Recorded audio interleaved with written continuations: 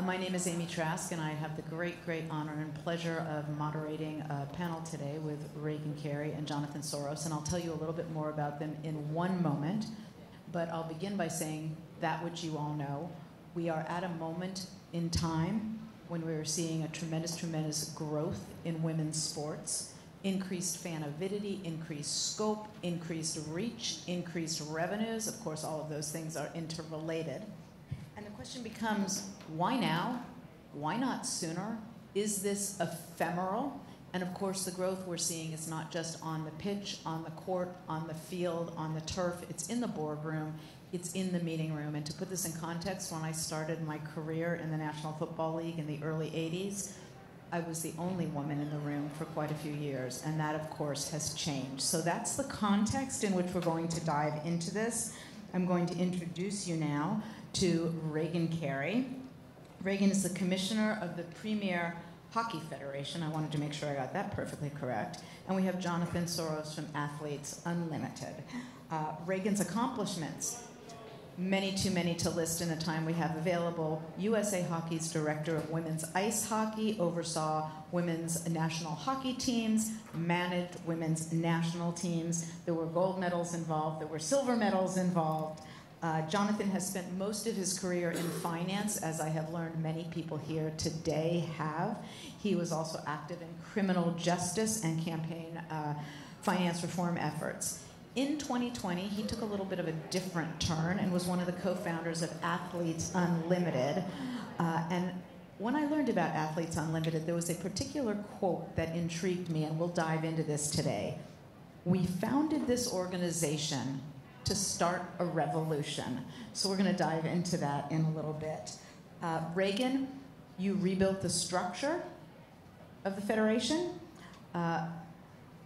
You built internal and external confidence. And I'd love to know from you what the mission of the league is and its role in moving things forward. Should I get going then? Yeah. Tell us what inspired you to create a different model and to do things differently than had been done before you took control. Well, thanks, Amy, and Sportico for the opportunity to have the PHF here and participating. And I think, as you just said, that we have similar experiences in being one of the few females early on in professional sports, and that gives you a different lens and an opportunity to be creative and to really understand what it means to be part of something. And so I think that you carry that meaningful experience from, I played ice hockey growing up. Every part of my journey in ice hockey has informed the decisions we make at this level, at this point, and it's very purposeful, and I'm passionate about it because I just know what it feels like going through this, and to know that when I started, I'm not that old. There was not this landscape. Okay. We can all. How do you feel? Still young. Okay, good. So I think to know that this wasn't even a possibility, and how quickly the landscape is moving for a lot of reasons. I'm sure we'll get into. That it's just a reason to be hopeful and excited and contributing to what's happening here. And of course, when you say the landscape is moving, this is something for both of you to dive into. It's always an interesting question to me. Is the landscape moving, or are you moving the landscape, or more likely, is it a combination thereof? I don't think landscape always moves on its own. There needs to be an impetus behind that movement. Jonathan, I'd love to start with you with that quote I read early. I will read it again. We founded this organization to start a revolution. What inspired that? What was the revolution you wished to start? And are you still fomenting a revolution? Thank you. It's great to be here with all of you. So when my first interest in getting involved with sports was really a view that professional sports in particular was not living up to its full potential for positive change in the world. And so I started with a view that there was so much one can do to do better effectively. That paired with an instinct from my co-founder, John Patrickhoff, that the moment was happening in women's sports, and that it was finally this, after years and years, the moment was finally upon us. But as we as we spent time looking at the landscape, and at the time it was really, hockey was still very, very nascent in its league, the NWSL, the WNBA, kind of started to look at the underdevelopment of women's sports professionally as an opportunity rather than a hindrance. So if you think about it, if you were gonna build a telecommunications infrastructure in the United States today, like, you wouldn't lay hundreds of thousands of miles of copper wire everywhere so everyone could have a landline in their phone, right? You would build cell phone towers, and now you'd probably just go straight to satellite. And so our thought was the model, the traditional model of sports leagues is really hard, and it's really hard to start from scratch. It involves a lot of redundant infrastructure and a lot of travel for the athletes. That's hard and exhausting. And the next generation of fans is on their screens on a multi-screen experience. It's digital first. It's an at-home experience. And so we really thought about, why do this the way that it's been done for 100 years? We're building those loyalties and those team loyalties take generations and actually shortcut it. And so we started thinking, what would happen if we just started from scratch? And once we did that, that unlocked a way to completely upend the way that the way a sports business looks. So what I think I'm uniquely proud of in what we've done is the partnership that we have with the athletes from top to bottom. So we've changed the ownership model where we as a company run 4 different sports leagues. We run volleyball, lacrosse, basketball, softball. We run the entirety of the league. In some ways, it was the bubble before the bubble. One place, all the athletes in one place competing with each other over 5 weeks. But we're partners with the athletes in that. So every athlete that participates in an Athletes Unlimited game has a profit participation unit that makes them effectively equity holders over 20 years from the time that they play. We will always have at least one athlete on the board of directors of the company, so an athlete in the owner's suite effectively working with us. And then most powerfully, every one of our sports has a player executive committee, and 5 athletes work as consultants to the company. We have several actually player executive committee members from different sports here with us today, and they are involved in every single decision that happens in the league. Starts with who gets recruited to play in the league, all the way down to the design of the uniforms, to what's the massage schedule on Tuesdays when it's an off day. It is an unprecedented relationship between investors and athletes in professional sports. And that's, at the end of the day, that's a big part of the revolution that we want to bring to sports. And a magnificent revolution. I worked for a man for almost 30 years, Al Davis, who said to me from the time I joined the Raiders throughout all my years there, the players are the game. The players are the game. And that is, of course, not a consistent view between and among team owners in many, many, many leagues. You touched upon something, which is the unity, the unification, the drawing together that sports can offer. And I will share from my experience in the NFL. I would look across the stadium on game day, and you would see a mishmash of people. You would see people of different ages, races, religion, different socioeconomic classes, just a wide range. And yet, for the time in that stadium, they were united with a commonality. And there were moments where you would kick that game-winning field goal with no time remaining on the clock, and I would look down, and you would see people who didn't believe they had anything in common with one another, hugging, embracing, cheering. Conversely, if you missed the field goal, you'd see them moaning and groaning together.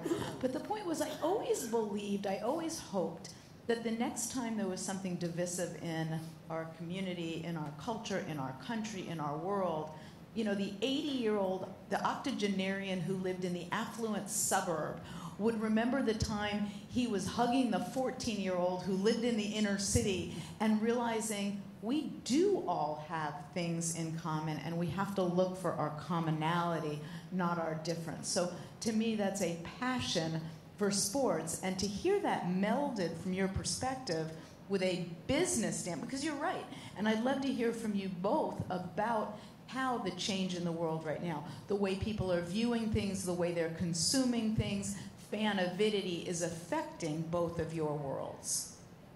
Yeah, well, I'll just say from national team standpoint, we talk so heavily about being part of something bigger than ourselves, which is not an uncommon theme, but what it really meant to win an Olympic gold medal was more about what you can do with that platform and the change and the positive impact you can have. And for better or for worse, in the U.S., winning matters. So you can do a lot more with a gold medal than a silver medal at times, depending on the storyline. But it just gives you access to do more positive things with it. And so we've taken that into the PHF, that mindset of this is more than just a sport. This is more than just players getting paid. It's what are we accomplishing by doing all this? And the impact that we can have is so important, and that requires listening to players consistently. I mean, I have my opinions on that, but the ultimate goal is to figure out what is meaningful to everybody in our community and the ecosystem of the PHF, our alumni, our fans, our sponsors, and what we're doing, and the players on the ice first and foremost. And when we start to galvanize that understanding, we can make some extreme strides and do it quickly. And I think that that's what's exciting about particularly women's sports, but all sport, that you can really, it's not just the sport itself, it's what are we doing with it, and what are we doing with this platform, which goes to what you touched on before, and the infrastructure and what we're trying to build is really that community, that you're part of something, and that belonging to something, so that you can celebrate and you can enjoy it, but also impact things in a way that maybe you can't when you spend your time doing other things. So it's all connected, and the players and you've formalized it and led the way in that. And I think if you look back historically to teams that have a lot of success, there's just that understanding and integrated effort and that culture that everybody matters and we're all working in coordination. And you've put a great example out there with what you've done, but it's important. Did you want to respond to that, Andrew? She asked you a couple questions. No, I think one of the things that in women's sports in particular that I think everyone needs to see is that the fans of these sports, first of all, they exist, right? We've talked about in the last panel. It's one thing that we all believe deeply in, that the fans are already there, right? This is not something that needs to be proven out. It goes to your original question about momentum. But they're fans of the sport, right? People are showing up because they love watching the sport. And they're fans of the players that they've come to know through college or through an Olympic event. And so we have kind of leaned into that and built around this model of attach fans to the sport and attach fan to the athlete. And so again, something I'm really proud of, that I think if you watch one of our closing ceremonies, it looks more like what happens at an Olympics closing ceremony than anything else. In what regard? So we have 4 teams of athletes who play competitively with each other over a 5-week season, but they change teams every week. Right? So one week they're teammates, one week they're against each other, and what happens is they build an entire community of trust and relationship in that group. And so right to the very end of our leagues, they're fighting tooth and nail to win the game and to win and compete with each other. And at the end of it, all 4 teams worth are there together for a closing ceremony, and it's a collective celebration of the champions in the league, of the other folks who are being recognized for best defensive play or whatever it is, and it's a really incredible experience. This might be a better rap question, and that's WRAP, not simply RAP. But I'm fascinated, and I want to know the answer now. Is the moment in time we're experiencing now with the growth of women's sports, with all that you are doing, with all that you two are pioneering, is it ephemeral? Or is this growth going to continue? Will it continue at the same rate of growth? Will it wane? What can we expect? And particularly as an investor and someone in the business side, you may have fascinating views on this. Well, I'll just say first that I'm new to this. I'm new to this space. I'm new to sports investing in general. And so I want to recognize that the moment we're in is a moment that was built intentionally by generations really of women, both at the collegiate level and at the professional level who've been doing this work. So this is not a moment that happened accidentally. And enormous investments were made along the way. I will just say, it has happened faster than we predicted. I think the shifts over the last couple of years far exceed our expectations going into this around the attention to women's sports. an enormous amount of credit. I think Julie's here from Angel City, to the effect that they had in galvanizing that and creating attention for a league that was already 9 years old, and and showing and capturing the imagination of what a team that can capture the imagination of a city can do. So the last thing I say is that again, the fans are already there, and what we're starting to see now is the virtuous cycle instead of the vicious cycle. The virtuous cycle that, okay, you know what? When we move something from ESPN2 to ESPN1, there's more fans watching, Imagine. right? Because they're there and they're interested in seeing it. And Angela Ruggiero, who we've worked with for a long time at Sports Analyst, did the whole report on women's sports fans. And they've had to be really intuitive and innovative to find the sports they're looking for. So they've been there, they've been looking for it, they know how to find it. And when it's available, when it's more available, they're there to watch it. And that then says, oh, well, we should put more of this on the air. There should be more of this, and it should get better airtime. And that's the cycle we're in now. That's not a clock you turn back. That doesn't go backwards from here. Reagan, let me turn this over to you, and then I'm going to take a moment to say something about Julie and what they're doing with Angel City, because it is magnificent. But please go ahead. Yeah, you touched on it. You said this is not easy.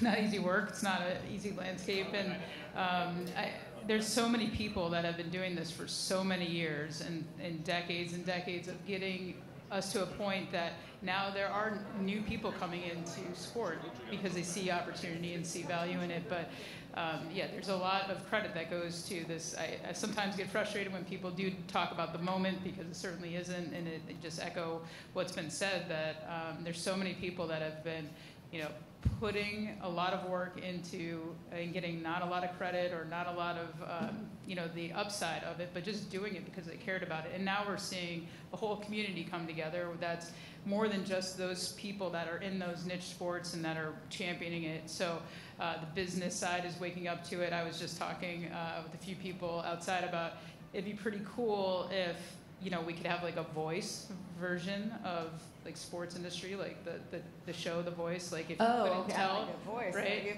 We have a voice. Okay. Yeah, no, I got it. Voice. Okay, Thanks. I got it. Thanks The for Voice. Other people, yeah. But like if you just were on its merits, describing what this business is and the upside for us, our viewership went up over 350%. Our social media's gone up 80% in our reach just in one season. And if you start doing that and talking about who we are, and then you reveal a little bit more about it's a women's league or whatever it is, like we'd be 4-chair turn every time because of the metrics, right? Like there's just so many positive things happening that we're almost getting to the point where it's unnecessary to convince people. It's like if you don't hurry up and get into these sports, there's just not going to be as much opportunity. So it's so exciting to see how quickly, and we were talking about this room of looking at all these female leaders. This is even like 3 years ago, there might be one of these, not just like you can come and choose, and Sportico's got all these different, it's hard to follow all the opportunities for women in sports and where you can go and network and learn. That's exciting, and that's changing rapidly, which will change this conversation. And let me clear up one thing about the moment in time. I agree with you both. Moments in time happen based on all the work everybody has done to get you to that moment. But then the question is, does the growth continue? And what I hear both of you to be saying is, yes, it's going to continue. There's other instances in which things grow and grow and grow and grow, and there's a spectacular moment, and then you don't see much thereafter. So that was the genesis of the question. Are we going to continue, in your views, to see the continued growth that we've seen of late? Yeah, I can speak to hockey specifically. I think, 1998, women's hockey became an Olympic sport, and that was a huge, significant shift for the sport. And then since then, the growth of participation, you have these meaningful, impactful, every 4 years moments, and then it became, well, what's happening in between those moments? So world championships and college game gets promoted, and eventually now the pro game is stepping into that space. So you can see a very clear blueprint where it has gotten to over the last 20 years and where it's going, and I can say, confidently just how much support we've seen in the last few years, that there's no slowing this down, and we're just excited to see what continues. Yeah, I think it's still like a lot of blue sky ahead. So, but I think it's also worth noting, like it's not like it's still happening more slowly than it should. So, somebody shared with me recently that anybody who's been to a women's sports conference has heard the number 5%, right? That study that's been done over decades that 5% of sports coverage attends to women's sports. Actually, somebody shared with me that ESPN, if you look across all of their programming, 2% of their programming covers women's sports. And then I did some of my own. I find that percentage stunning. Yeah. So I did some of my own math, which is I think at this point we're the largest producer of professional women's sports on ESPN. We have 102 games that we broadcast through their channels in this year, which separately, as an aside, as a 3-year-old company, I think it may be a little bit ridiculous that we're the largest producer of women's sports. Great for us, but it sort of shows where this is starting from. But that's aggregate across our 4 sports. So if you compare that to just one of their sports, softball, they run about 1,500 softball games a year. So all of our professional sports is 6% of what they're doing just versus softball. So that would suggest that less than 0.1% of all of their programming covers professional female athletes, women who are actually getting paid to play the sport. So I can look at that both ways, right? That's an enormous blue sky ahead, right? You can only go up from there. But it also means that this is too slow. Well, and I love that you made that point about too slowly. I'm asked regularly, anytime a woman is hired in the sports world and beyond the sports world and is in the boardroom, in the business room, I'm asked, are you excited?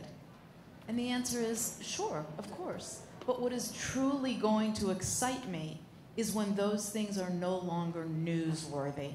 When people are hired without regard to race or gender or religion or any other individuality, which has absolutely no bearing on whether one can do a job, that's what's going to truly excite me. Does that mean I'm not excited when a woman is hired to run a sport, to run a team, to run a league, or to do anything? Of course it's exciting, but your point about slowly is what's really going to be exciting is when these things are no longer newsworthy.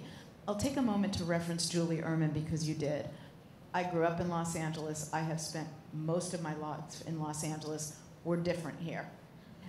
You can have a sports team, but what have you done for me in the last 5 seconds? It is hard to be a sports team in Los Angeles, and I note that because Julie is doing just a magnificent job with Angel City.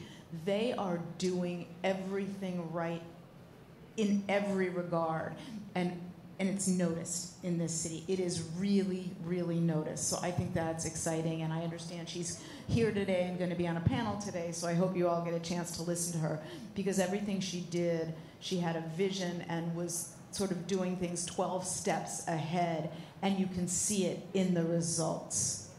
Look, I mean, this panel is women's sports leagues, not just ours. So I think it's worth saying, like, not just noticed here in LA, but has transformed the NWSL and transformed what is possible, transformed who's coming into it. That 6th Street led the deal for the expansion team in San Francisco. I mean, it's part of that momentum, and it was a huge kickstart, I think, to the entire space. I think that's right. Did you want to?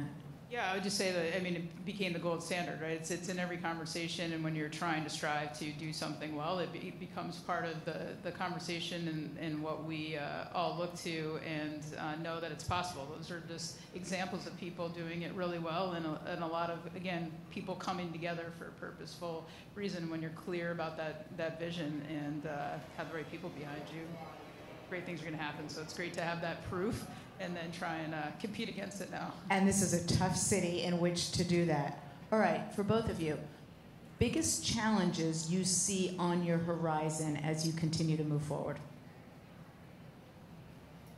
Well, there's an equal list of opportunities, but there's certainly a lot of challenges, and and I phrased it challenge for a reason. Yeah, well, I mean, for unique to us is really just an emerging sport, and in a lot of ways, hockey is, it's still something you have to make sure people get into the building, into the arena, and watch, and then get excited about it. So there's just challenges of our sport in general. In addition, in our landscape, we have different options happening with different leagues and different. Volleyball is certainly well versed in a lot of moving parts in that landscape. So for us, it's trying to figure out, making sure we're very clear, going back to the original question about who we are and what we're bringing to the table for women's hockey. So there's a lot of challenges to make sure that we continue to vocalize what we care about and what we're here to do. So I think for us specifically, there's sort of three challenges we think a lot about, all of which are surmountable. One of them, just specific to us, is a lot of people still don't know that we exist. Right? So in a crowded media landscape and a crowded sports landscape, getting attention is hard. Those who find Athletes Unlimited love it, and our fans. And I'm going to interrupt to say, how are you going to conquer that? Well, I mean, it helps to have 100 games on ESPN. So we start a 2-week version of our softball league on Monday, and all 18 games are going to be on ESPNU or ESPN2. So, like, visibility is key. Being in places like this is important, and the coverage we get from Sportico and others. So there's momentum. I said at a meeting last week, we had our board meeting, we are several years ahead of where anyone should have expect us to be as a company, and at least a year behind where I want to be, right? Like, we're impatient, and we expect a lot. The second is that there's a lot of talk about sponsors, investing in women's sports, and the dollars are not yet following the talk. So that's a challenge, and that's a challenge that will change as people, realize what they're missing and what the opportunity is. But that delay is hard and frustrating. And then the third, again, specific to us, is as people are having conversations around women's sports, I think specific to you, it works for you as well. Like, people need to remember that women's sports does not end at soccer and basketball. Right, like that's a lot of the conversation right now. Is I'm interested in the NWSL or WNBA, therefore I'm following or supporting women's sports. Volleyball is an enormous sport. It's the most played youth sport in the country among women and girls, and a global sport. Right, lacrosse has been the fastest growing youth sport, girls lacrosse for years. Softball. We're just at the end of the Softball World Series. It's been the third highest ranked NCAA tournament for a number of years now after men's basketball, men's football. Like, these are huge sports. They're huge followings. They're huge participation. And we need the world to recognize that, again, women's sports doesn't end at basketball and soccer. I'm going to let you go. I'm just going to say one thing. And many of you may disagree with me. I don't think impatience is necessarily a bad thing. Yeah, we actually use that a lot in the PHF, of being impatient and wanting the future here faster. I mean, that's what we're setting out to do every day, and committed to that. And exactly that, like the Olympics, because I just mentioned the women's hockey, the Olympic Games. That's been the pinnacle, because that's where you see it the most. There's visibility. Prior to the PHF being able to work with ESPN, you couldn't watch pro hockey anywhere. It existed for quite a while, but you couldn't see it unless you were in these markets. So that visibility, the partnerships, for us with ESPN is essential. But to really consistently start to look for that, instead of this being kind of every year on a world championship or an Olympics for us. But you see all of that support for women's sports in those big moments, and now we need to do the work to make sure that's consistent in between those times. And is the fact that there are now so many more platforms than there were 10 years ago, 20 years ago, and you don't just have ESPN, you've got streaming, and you've got every platform. I mean, we all know how many ways you can absorb and enjoy sports. Advantage, disadvantage, both? How does that play out for you? I was going to say, I think it's interesting. I mean, the expectation is we are continuing to grow so quickly. It's hard to sign agreements for long term, because you expect to have a completely different version of your league, even facility-wise. We want to outgrow these things very quickly. So there's a lot of effort to not just sign something and, okay, that's done. It's like, you have to constantly be on top of these things to understand where it's going and what fits the needs of your league at that time. So I think it's an opportunity to make sure you're on your game consistently, but it's a challenge. It's a great point. So obviously, entire conferences get devoted to the landscape of media. So I'm not going to go deep on that. But I'd say, broadly speaking, opportunity. And as I said before, a fundamental thesis for us to get involved is that the audience is already there. And so what all that diversity of platform allows, it means that any product with an audience can find its audience and get in front of it. So I think that unlocks the opportunity for for an audience and product to match each other. So I think it's broadly positive. We have about 2 or 3 minutes left, so what I'd like to do is turn it over to the two of you, because you may be sitting there thinking, I wish she would ask me this, I wish she would ask me this, why hasn't she asked me this? Is there anything we have not touched upon that you would like to share with the crowd? Yeah, I think it's just maybe a little bit of understanding that we all, aren't required to support each other. I think we were talking about this earlier. It's not a mandate that all females have to go out and support all females in sports. While that is a nice sentiment, but it's also important to just really be engaged and to know we all have resources to contribute to something is meaningful to all of us. So to really learn and educate with who's in the room and in that network is important for those reasons, because it helps champion the advancement of your league, your sport, your company, whatever it is. So I think it's just maybe a little spin on helping each other, and it's not an obligation, it's an opportunity for all of us to do what we're all here to do, which is drive sports forward. And also just, I always like to point out we should all have a little bit of fun doing it. It was fun to have our conversation earlier. Everybody was lighthearted. I think you're going to take out a prop of your Topps cards. Oh, that was just for us? Yeah, if we can't have fun doing it, we're doing something wrong. Let me just reinforce that. I mean, this entire ecosystem has been such a joy to be part of. I mean, first of all, I will say that having spent the last 20 years in finance, which I previously joked is probably the most gender imbalanced field other than the NFL. To be in rooms like this and to be in this incredibly supportive community is personally gratifying, and I really enjoy it. But and I think it may have something to do with what we've been talking about this fulcrum moment. Like, this is not an ecosystem that is working off of a politics of scarcity. This is not we win, you lose, right? Like, it's not a zero-sum game. There's a reason I shout out Julie, because what they've done is incredible, and it helps everybody. And I hope I know that the same is true as people are thinking about Athletes Unlimited. I mean, the partnership that we had with the WNBA this year, where they broadcast the bulk of our games in our league on the WNBA League Pass, is an indication that this does not have to be competitive for everyone to win. That is beautifully stated, and a beautiful way to end this discussion, which is on the court, on the pitch, on the field, on the ice. Someone's got to win and someone's got to lose. But within the business context, it does not need to be a zero-sum game. And everyone winning can help more people win. So with that, thank you both very, very much. It was an honor to be able to join you in this conversation and hear your views. Thanks, Amy. Thank you.